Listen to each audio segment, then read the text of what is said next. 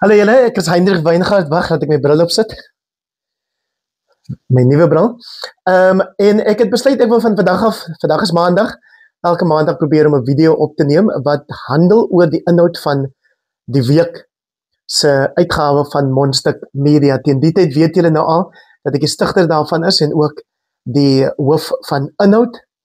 Ons praat nie van die redakteur nie, want dit is online, dit is aanlyn en ek reken dat die video sal help om julle of ek hoop dat die video sal help om julle 'n bietjie meer nuuskierig te maak oor die week se inhoud dan nou. So ons voorblad persoonlikheid vir hierdie week is Coach Hussel van Aswegen. Hy is die Boland Rugby Club se afrigter in die groot uitdaag kompetisie, nou die top 12 uitspele van Boland en ons praat met hom na aanleiding daarvan dat hy verlede donderdag die nuus gehaal het, of sê mens die nuus as dit op social media was, of sê mens op WhatsApp groepe gehaal het, WhatsApp groeps gehaal het, toe hy 'n brief geskryf het aan sy spelers om te sê hy oorweeg dit om te bedank, want hy is nie gelukkig daarmee dat die bestuur van Botterrivier glo wil inmeng met sy spankeuses nie. Nou of dit nou so was of nie so was nie, dit het ons geprikkel en dat besluit dat ons met hom ons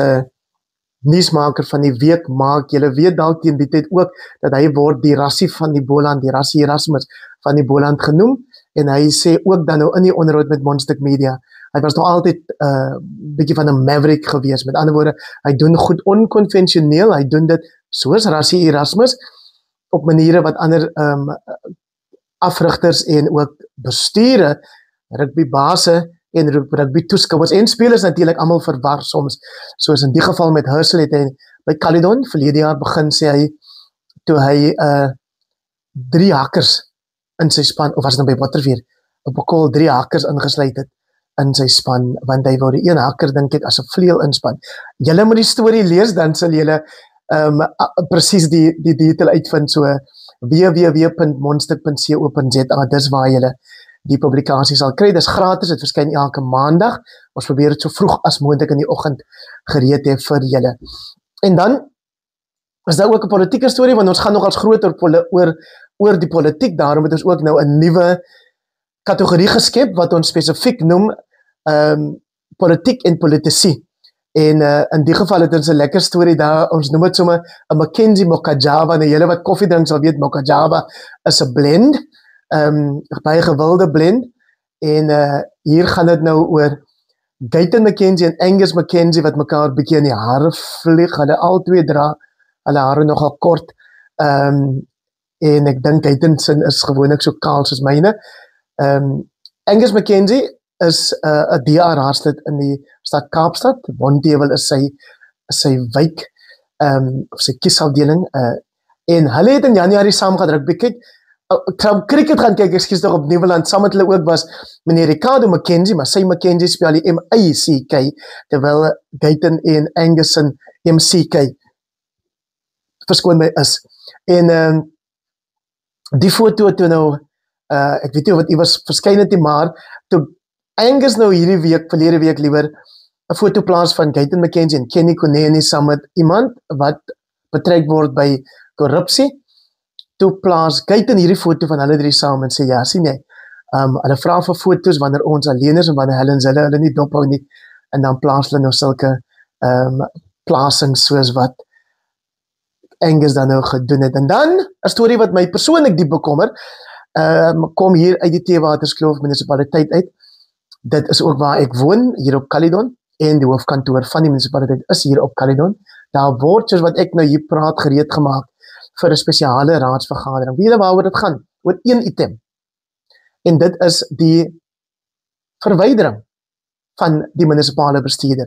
Die item word natuurlik nou in munisipale taal gekamoufleer as beweringe van wat is dit nou, onbehoorlike optrede of wangedrag deur Walter Hendricks, die munisipale bestuurder. Maar waaroor dit eintlik gaan, is die terugkeer van Wilfred Solomons Johannes, wat voorheen ook waarnemende en toe MM was, burgemeester, munisipale bestuurder, maar ook direkteur van gemeenskapsdienste. En dit was in sy tyd dat daar wanbesteding van TWK fondse plaasgevind het. Ek kies my woorde versigtig.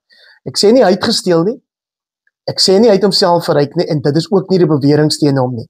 Maar in die ouditeursgeneraal se verslag, waar daar baie duidelik gesê in die tyd toe hy die rekenpligtige beampte was of amptenaar was, toe is daar iets soos 40 miljoen rand wat van die nasionale rampfonds afgekom het, bestee op maniere wat dit nie veronderstel was om bestee te word nie. En ook byna 60 miljoen, as jy die storie lees sal jy dit sien, die opskrif daar onweerswolke pak saam bo Theewaterskloof munisipaliteit oor die terugkeer van accused number 1, dis in aanhalingstekens gesit, beteken dit die vervroegde vertrek van die huidige munisipale bestuurder. Ons sal vanoggend dit uitvind. So terug na Wilfred Solomon Johannes, dan is daar ook gelde wat betaal is aan iemand wat baie bekend is hier in die Oeverberg natuurlik. Ek gaan nie sy naam noem nie, maar die maatskappy se naam is ZWH Projects and Development. En daar is klomp gelde, amper 60 miljoen rand aan hierdie maatskappy uitbetaal op 'n manier wat strydig met die nasionale munisipale verkrygingsbeleid is, het die ouditeur-generaal se kantoor bevind. En dan gee ons in die berig 'n klomp van die bedrae wat uitbetaal is, sommige maande sommer 3 keer, soos as ek nou die eerste een maar moet vat hier uit die berig uit Augustus 2023, 4,7 miljoen rand op die 18de, 6,9 miljoen rand op die 30ste, 51.000 op die 31ste, en dan Maart 2024, 2,47 miljoen op die 8ste, 1,18 miljoen op die 18de, 2,9 miljoen rand op die 28ste. Julle kan in die berig die volle detail lees. En dan moet julle onthou dat al hierdie goed het gebeur en al hierdie goed het eintlik iets te doen met die feit dat Wilfred Solomon Johannes nou teruggebring is deur sy vriende van Good en spesifiek die ANC ook in die Theewaterskloof munisipaliteit. En dat die DA, omdat hulle 'n minderheid is, nie kan, of liewer hulle die meeste setels, maar in die koalisie kan hulle nie survive, soos ons sê, sonder die ondersteuning van ander partye nie. En dis wat dit moontlik maak vir die ander partye om dan 'n stemming uit te bring waar hulle sê nou maar met een stem wel kon verseker dat Wilfred Solomon Johannes teruggebring word in die munisipaliteit in as die direkteur van gemeenskapsdienste. Nou wil ek maar net hierdie ding sê, dis tyd dat die inwoners van dorpe soos Caledon en omliggende gebiede wat deel maak van hierdie Theewaterskloof munisipaliteit moet opstaan. In die eerste plek hulle vergewis van die feite soos in hierdie berig en dan ook moet opstaan teen 'n munisipaliteit wat hulle belange nie eerste stel nie, maar die belange van 'n politiek gekonnekteerde amptenaar en wat dan 'n munisipale bestuurder, en ek sê nie hy het nie foute nie, soos Walter Hendricks wat dinge reg probeer doen, dat hy dan op die ou end soos nou aangekla word, terwyl hy net die munisipaliteit en by implikasie dan die inwoners van Theewaterskloof se beste belange op die hart gehad het. OK, terug na die inhoud van, die ander inhoud van hierdie week se Mondstuk Media. Daar's ook 'n berig oor Kaapse Forum wat nou 'n paar aansoek ingedien het om Boland Rugby so ver te kry om al die klagtes wat hulle in 2024 en 2025 se seisoene ontvang het van klubs oor die beweerde beïnvloeding van skeieregters of beslissings deur skeieregters wat bevraagteken is, om die inligting te oorhandig en ook daarmee saam wat daaraan gedoen is, die notules van vergaderings en dies meer, en ons moet sien of Boland gaan toegee daaraan, want toe ek verlede week in my hoedanigheid as Kaapse Forum se voorsitter genooi is deur die advokate wat die ondersoek doen vir die Boland Rugby Property Y Limited na hierdie beweringe, gaan sien dit in die Kaap, het ek verstaan dat hulle ook reeds inligting aangevra het en nog nie die inligting ontvang het nie. Dan skryf ek hierdie week in die Maandagsout rubriek, ons noem ook ons nou hierdie video Maandagsout, want dit moet aansluit by die inhoud van Mondstuk Media. Ons noem ek het net gesien waar trek ons nou met die tyd amper 10 minute, so ek moet begin klaarmaak. Ek skryf my rubriek oor die tragedie wat ons getref het hier op Caledon verlede week, toe 'n jong skoolseun, 16 jaar oud, Nyo Cornelius, doodgery is deur 'n jong man van so 21, in 'n straat hier in die buurt, terwyl hy gestap het in 'n straat waar 'n mens veronderstel is om veilig te wees in 'n buurt soos hierdie. Dis nie nou tyd om vinger te wys, dit is ook nie nou tyd vir my om beskuldigings rond te slinger nie. Al wat ek eintlik maar wil sê, is dat soos in die geval van, dat ek net gou hierdie boek kry, soos in die geval van die Devin Nel geval, wat julle weet, ook hier plaasgevind het op ons dorp, in 2024, Augustus 2024, as ek die datum reg het, is daar altyd 'n geval van die slagoffer se familie en die oortreder of vermeende oortreder se familie. En in die rubriek wil ek eintlik maar die punt maak, dat so moeilik soos wat dit vir ons is, moet ons uiteindelik simpatie en liefde betoon, en genade betoon, aan albei kante. Die reg sal sy beloop neem, maar daar is 'n wesenlike verskil tussen die twee ervarings, dit gee ek toe. Die familie, die gesin wat 'n kind verloor het, of aan wie se kant die slagoffer is, wat dan ons ontval het, sal nooit weer die kind, soos Devin Nel sal nooit weer teruggebring kan word nie, Neo Cornelius ook nie. Aan die ander kant is daar ook die familie van die jong man wat verantwoordelik was, wat die moordenaar nou is, van Devin Nel, en ook dan nou die bestuurder van die voertuig wat die lewe geëis het, van Neo Cornelius. Hy het ook mense, het ook maas, paas, families, en ons moet ook aan hulle dink in tye soos hierdie. Want die oordeel kom nie my toe nie, en ek hoop julle voel dieselfde oor daai voorskrif in die skrif. Daar is ook 'n lekker storie oor oom Julian Hales, ek weet nie of hy oom genoem wil word nie, 75 jaar oud van Ceres, en dit gaan oor hoe hy daar beland het. Dit was naamlik met die 1969 aardbewing. Daar word meestal gepraat oor die Tilbag aardbewing, maar dit ook vir Ceres en Woolsley byvoorbeeld geraak, né? En hy vertel hoe hy gekom het uit PE uit, ook hy liewer met 'n maatskappy van PE, en hy was van Graamsstad, wat nou Makanda is, en PE is nou Kebega.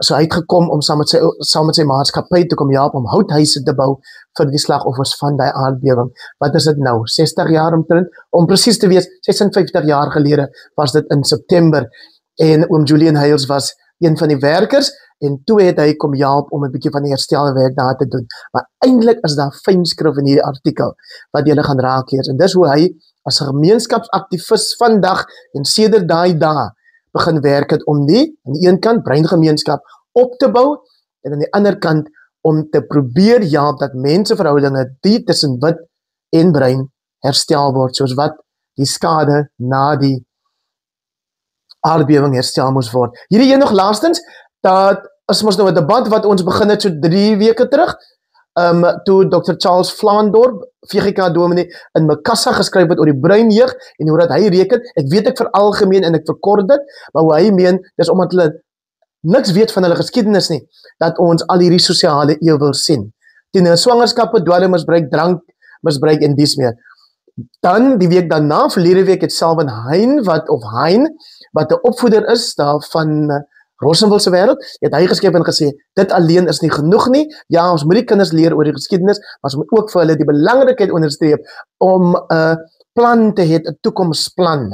En dan hierdie week reageer Dr. Vlaandorp weer, deur te sê, hy stem saam, hulle stem eintlik saam met mekaar, dat die geskiedenis alleen is nie, die kom vandaan, is nie op sy eie, die oplossing nie, maar ook, soos wat Selwyn Hein voorstel, planne, toekomsplanne, en ek noem het sommer die toekomsplan hiervandaan. So kom vandaan, en die toekomsplan hiervandaan. www.mondstuk.co.za. Skryf vir ons op Facebook, volg vir ons op Facebook, lewer kommentaar, maak voorstelle oor mense in jou gemeenskap, wat jy reken, hierdie aanlyn publikasie vir gemeenskappe. En ons hoef nou nie daarvoor sorry te sê nie. Bruin Afrikaans sprekende gemeenskappe in die eerste plek.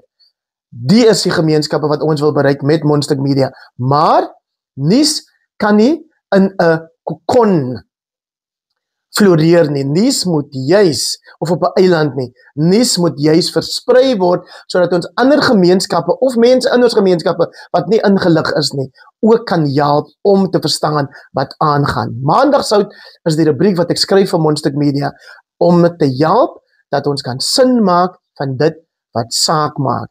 En dit is presies wat Mondstuk Media ook probeer regkry. Baie dankie dat julle geluister het. Versprei hierdie video ook asseblief. Comment hierop en volg vir Mondstuk Media op sosiale media. Eintlik is die eerste ding, die belangrikste, dat jy ons hier op Facebook moet volg.